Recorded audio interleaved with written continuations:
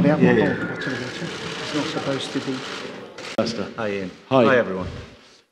Craig, I wondered whether you could confirm, is Wes Morgan categorically out of the game tomorrow, or is there a chance for him? No chance. He's here, he'll travel with the team, but he'll take no part in the game. Craig, how do you expect Atletico to approach the game tomorrow? What kind of football are you expecting to face? Well, I think obviously we'll have to show them the respect they deserve. I think Atletico's style is well documented. I think, in terms of a team, they press high. But again, I think for us, it's about what we do tomorrow night. We're aware of Atletico's strengths, but we're also aware of our own strengths.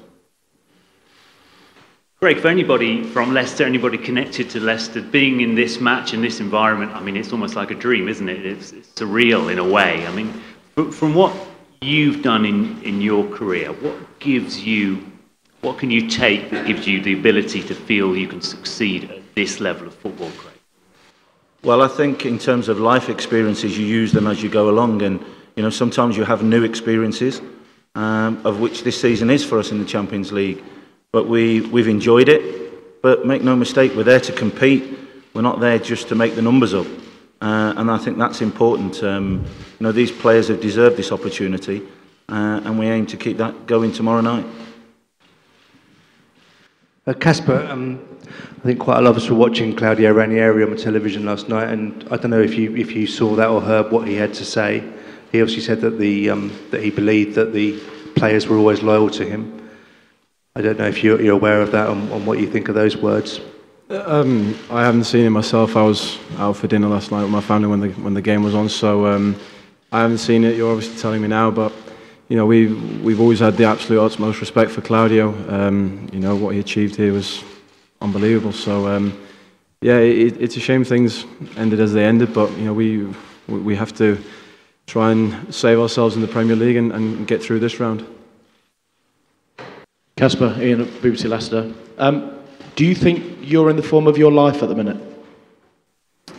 No, I mean, for me, as a goalkeeper, it's all about consistency, performing at a consistent level. I feel I've been at a high level for a long time. I think, obviously, when you perform like that at the level of the Champions League, then it gets noticed a little bit more. But I'm happy with where I am at the moment, and for me, it's just about continuing doing the same things as I've done always. And one more, Kasper, if you wouldn't mind. What do you think's your opposite number tomorrow night? Oblak, how do you rate him? World class.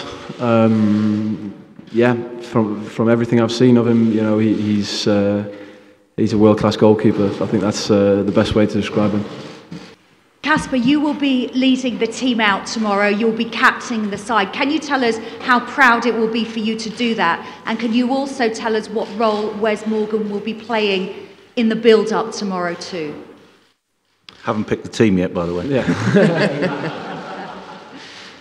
No, if picked, then yeah, I mean, being captain of your team is something you always dream of, something that I've always dreamt of doing, and it's a shame the circumstances. I'd much rather have Wes ready to go, but like the gaffer says, he's in and around the lads. He's been to every away game. He's been at every home game.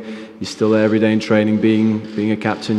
Being there, leading the team as best he can. It is difficult in the situation he's in, but the way Wes is, his demeanour, he's a natural leader, and I think it's great that he travels to every single game regardless, and he's there in and around the team with his influence. Está ahí para apoyar. Laurie, please. Kasper, hi. Last season, nobody expected you to win the title, and most people probably wouldn't expect you to still win the Champions League from here, but last season we saw the best come out of you when that pressure was on, and when it was kind of that once-in-a-lifetime opportunity. Do you feel that that's when we see the real Leicester and the best of Leicester? I think when you look at the DNA of our team, the type of characters that we have in our team, the journeys that everyone's been on through the lower leagues, rejections, these are the kind of nights when you're playing. From my point, when I was playing League Two and you know, watching Champions League on TV, these were the kind of nights that I was working for to make sure that one day I got there. So I think for everyone, you can't help but be inspired. And you know, the pressure games, the big games like tomorrow, it's what you play for, it's what you live for. Hi Kasper, Jason Bourne here. 20 years ago, Leicester City played in this stadium against Atletico Madrid. We've got Matt Elliott with us who played that night. Are the players aware of the history against Atletico Madrid? Yeah, I mean, Leicester's European history isn't exactly extensive, so the games that Leicester have played, we do know about. So yeah, we're well aware, and yeah, we're hoping for obviously a little bit of a better outcome. Hi. What do you think is the most difficult part about playing against a striker like Antoine Griezmann? Again, I think we're talking about one player for the team, but for me, Atletico are more about the team than one individual. I think we know that they've got world-class players in certain areas, but it's more about them as a team. I think collectively, it's more important than one individual. We're going to let Kasper Schmeichel go at this point, which is Karen Craig. Thank you. Kasper Schmeichel se va a marchar para entrenar. Podemos seguir haciendo preguntas al señor Shakespeare. Martin, please, yes. Craig, you've got 4 players on a yellow card tomorrow night. I think Jamie Vardy as well. Do you believe that the players are capable of handling the atmosphere tonight and possibly avoiding any, you know, dirty tricks, I suggest, in terms of getting yellow cards and being ruled out the second leg? Yes, I think we're generally a very well-disciplined team as individuals. They'll be reminded of that in terms of the yellow cards to make sure we don't get any stupid yellows. And for that, I mean about encroaching or things like that. But they'll be reminded of the responsibilities, not only those players on yellow, but everybody as well. Craig, Okazaki had a great game, particularly in the second leg against Seville, with his running for an hour, closing down, particularly Nzonzi and players like that. Can you see him having a similar role here tomorrow, just sort of disrupting the midfield as he did against Seville? Well, again, without giving any of the team away or anything like that, if he happens to play, then of course that's what he's in the team for. That's one of his strengths. That's what we did get back to, and I expect if he does play, to make sure those are the attributes that he keeps. Craig, could I just ask you about what Claudio Ranieri said last night? He was very full of praise for the players and so on. He did also say that he had a sense that maybe there was somebody who wasn't completely behind him at times during his spell as manager. What do you make of that? Was he right? Well, what I will say is that I was at the under-23s last night, but it was at the King Power, but I've been filled in about it this morning. I've seen clips of it. What I will say about it is I think Claudio was in good humour. He came across exactly as I know him. But I think my stance is, you know, from my first interview, I remember coming into the packed room then and stating that I'd spoke to Claudio the night that he was relieved. He'd thanked me for my time. I thanked him. He said it was football. As I said, there's never been any arguments, never any hard feelings, and that's my side of it. And as I said, it was good to see him again, by the way. Good to see him enjoying his football as he did. And as I said, I thought he came across really well. Craig, can I just follow up on that? I hear what you say, but obviously, were you surprised, therefore, by Claudio's comments? Because he did actually use the phrase, someone behind me, and obviously you were his assistant manager at the time, so... I think he said maybe. That's the quotes I heard this morning. It was still something that he said, though. Pardon? It was still something he said, that there was someone behind me. Yeah, as I said, and my stance is still the same in terms of we never had any falling out. He was on there last night. I said I haven't seen it live. I've only seen quotes this morning, and I think I've just answered the question.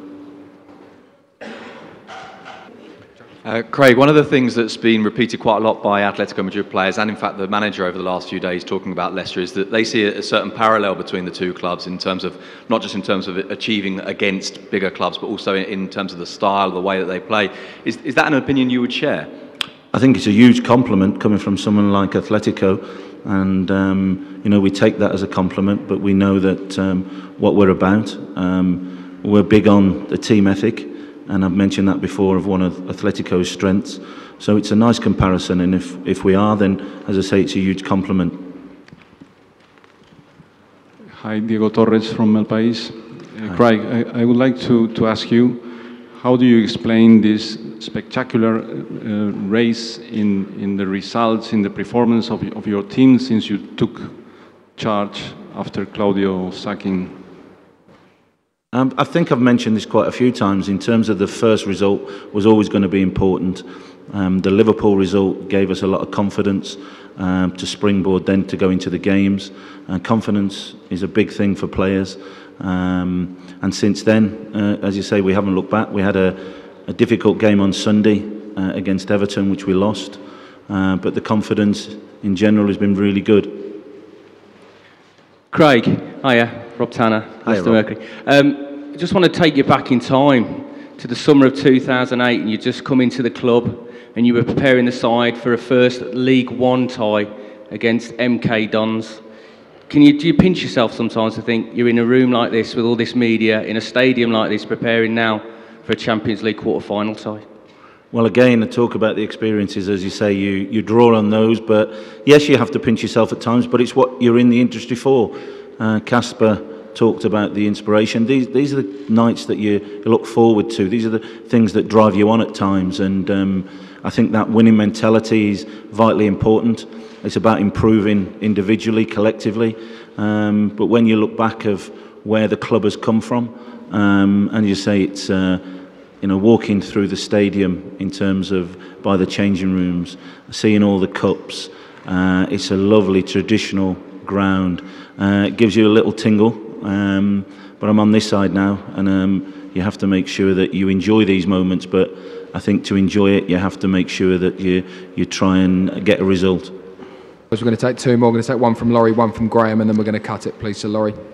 Hi, Craig. Could I just quick check on injuries and if there's anything fresh and if Wilfred's okay, and then also how important will game management be in this tie? Obviously, you lost in Seville, but got the away goal, and ultimately that was all important. How important will it be to stay in the game and use the substitutions wisely? Yeah, well, first of all, Wilfred's fine. He trained partly yesterday. He'll take part in all the session today. So hopefully he comes through that okay. We're expecting that. In terms of the game management and everything, I think it's always vitally important, but probably more so in Europe. As you say, you never know in terms of momentum where the games can go. You have to be ready for any event, and the what-ifs are vitally important. And we'll speak about that, but we are ready for that.